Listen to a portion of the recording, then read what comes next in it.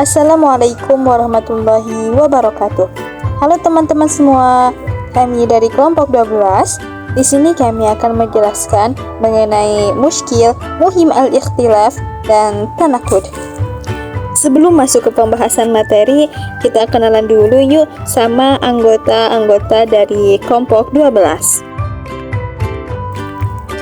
Inilah anggota dari kelompok 12. Yang pertama, saya sendiri, Novi Berdiah.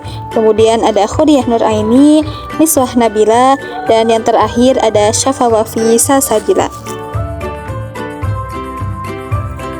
Kita masuk ke pembahasan yang pertama, yaitu mengenai pengertian muskil, muhim al-ikhtilaf, dan tanakud. Al-muskil dalam bahasa Arab bermakna sesuatu yang ambigu, mempunyai lebih dari satu makna, dan menimbulkan kekaburan atau ketidakjelasan. Muskil dalam Al-Quran juga digunakan untuk menunjukkan ayat Al-Quran yang maknanya tidak jelas atau menimbulkan multitafsir. Kalau secara singkat, muskil ini merupakan ayat yang susah dipahami. Jadi satu ayat berbicara A dan satu ayat yang lain berbicara B. Lanjut ke muhim al-ikhtilaf. Muhim al-ikhtilaf adalah perbedaan pemahaman. Dalam bahasa Arab, ikhtilaf berarti perselisihan, lawan kata dari ittifaq yaitu kesepakatan atau kesesuaian. Ikhtilaf dalam Al-Quran berarti adanya dua ayat yang saling bertentangan, di mana makna satu ayat menghalangi makna ayat yang lain. Misalnya, ayat yang satu menetapkan adanya sesuatu, sedang ayat yang satunya lagi justru menafikannya. Yang terakhir yaitu mengenai pengertian tanakud. Tanakud dari segi bahasa berarti perbedaan atau menyalahi.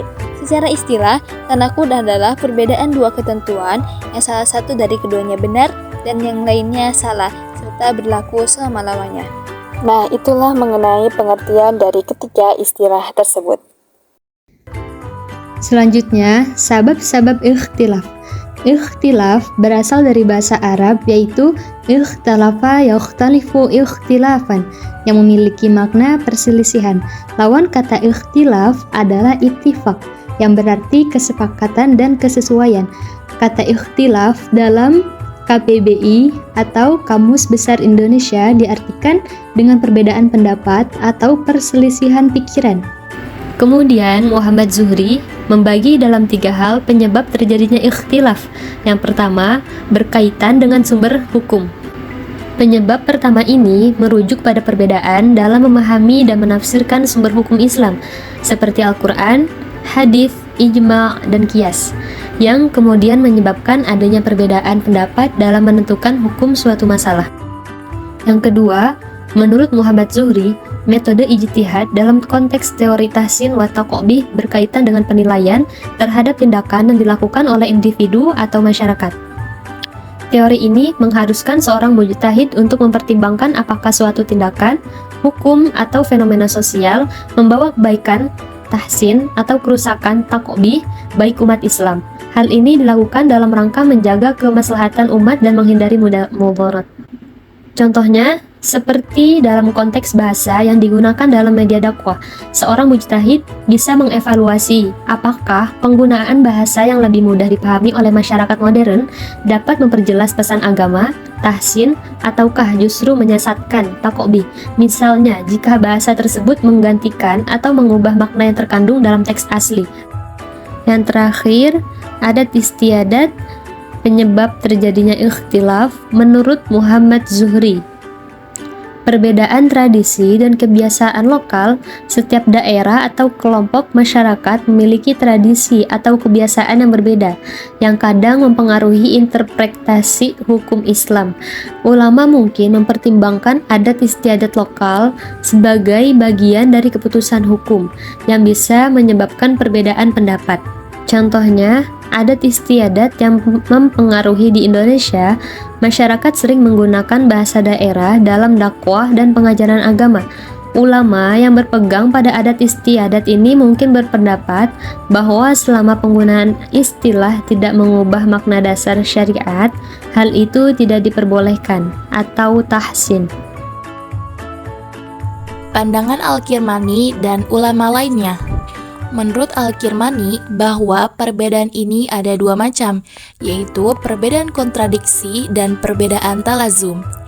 Perbedaan kontradiksi yaitu di mana salah satu dari keduanya berlawanan dengan yang lain, dan ini tidak terjadi di dalam Al-Quran.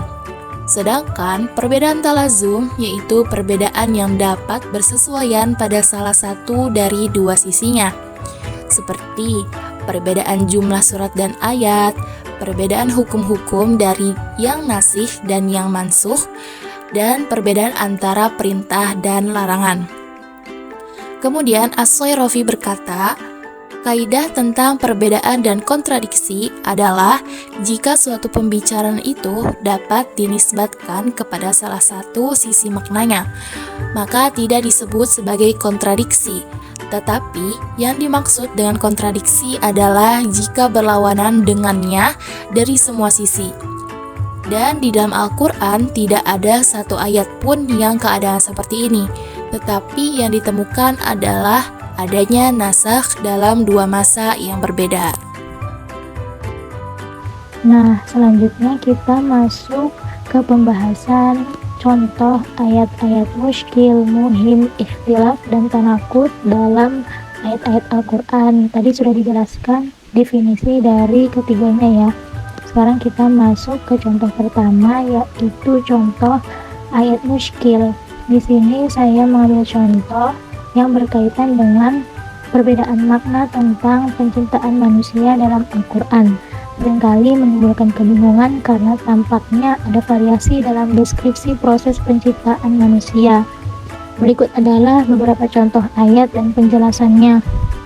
Yang pertama, surat Al-Mu'minun ayat 12-14 yang artinya, dan sesungguhnya kami telah menciptakan manusia dari suatu saripati berasal dari tanah. Kemudian kami jadikan saripati itu air mani yang disimpan dalam tempat yang kokoh atau rahim. Kemudian air mani itu kami jadikan sesuatu yang melekat, lalu sesuatu yang melekat itu kami jadikan segumpal daging, dan segumpal daging itu kami jadikan tulang belulang. Lalu tulang belulang itu kami bungkus dengan daging, kemudian kami menjadikannya makhluk yang berbentuk lain. Maka Maha Sucilah Allah, pencipta yang paling baik.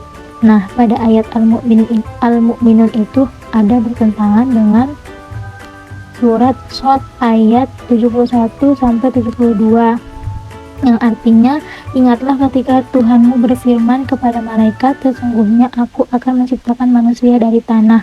Maka apabila telah kusempurnakan kejadiannya dan kutitipkan kepada rohnya ciptaanku, maka hendaklah kamu tersungkur dengan bersujud kepadanya. Nah, penjelasannya adalah di sini ada perbedaan tentang tahap-tahap penciptaan manusia. Dalam surat Al-Mu'minun itu ada yang menciptakan dengan saripati dari tanah. Manusia pada mulanya diciptakan dari tanah. Yang kedua, nutfah. Tahap berikutnya adalah air mani yang disimpan dalam rahim. Yang ketiga ada alaqah, air mani berubah menjadi sesuatu yang melekat atau alaqah. Yang ketiga jadi mudghah, alaqah kemudian berubah menjadi segumpal daging. Selanjutnya izham, segumpal daging berubah menjadi tulang belulang. Kaswul izum lahman, tulang belulang kemudian dibungkus dengan daging. Khalqan akhar, akhirnya manusia diciptakan dalam bentuk yang sempurna dan berbeda. Nah, dalam surat As-Sad itu penciptaan manusia itu dari tanah. Pertama diciptakan dari tanah, kedua disempurnakan bentuknya, dan yang ketiga baru ditiupkan roh. Selanjutnya contoh dari muhim al-ikhtilaf. Muhim al-ikhtilaf kan berarti perbedaan pendapat. Jadi kita masih pakai contoh yang Al-Mu'minun dengan Shad tadi. Jadi kan kalau di muskil itu perbedaan makna, tapi kalau di muhim al-ikhtilaf di perbedaan para ulama menafsirkan ayat tersebut. Contohnya seperti yang tadi, ada yang bilang dari saripati dari tanah dulu, terus ke nutfah, ke alaqah, mudghah, izam, kaswul izam lahman, khalqan akhar. Tapi para ulama yang lain juga menyebutkan bahwa manusia diciptakan dari tanah, lalu disempurnakan bentuknya dan ditiupkan rohnya.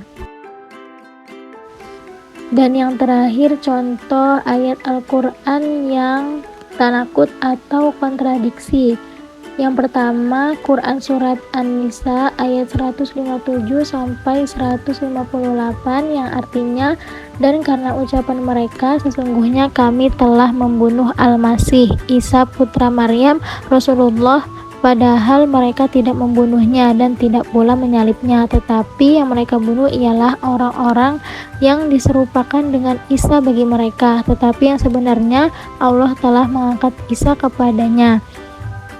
Ada ayat lain yang mengatakan Quran Surat Maryam ayat 33 yang artinya, dan kesejahteraan semoga dilimpahkan kepadaku pada hari aku dilahirkan, pada hari aku meninggal, dan pada hari itu aku dibangkit hidup kembali.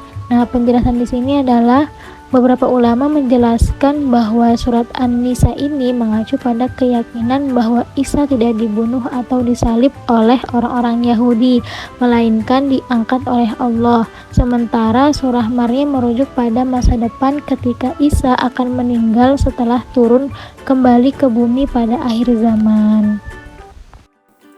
Nah, itulah yang dapat kami sampaikan mengenai muskil, muhim al-ikhtilaf, dan tanakud. Mohon maaf bila ada kesalahan, karena kesempurnaan hanya milik Allah Subhanahu wa Ta'ala. Sekian dari kelompok 12. Wassalamualaikum warahmatullahi wabarakatuh.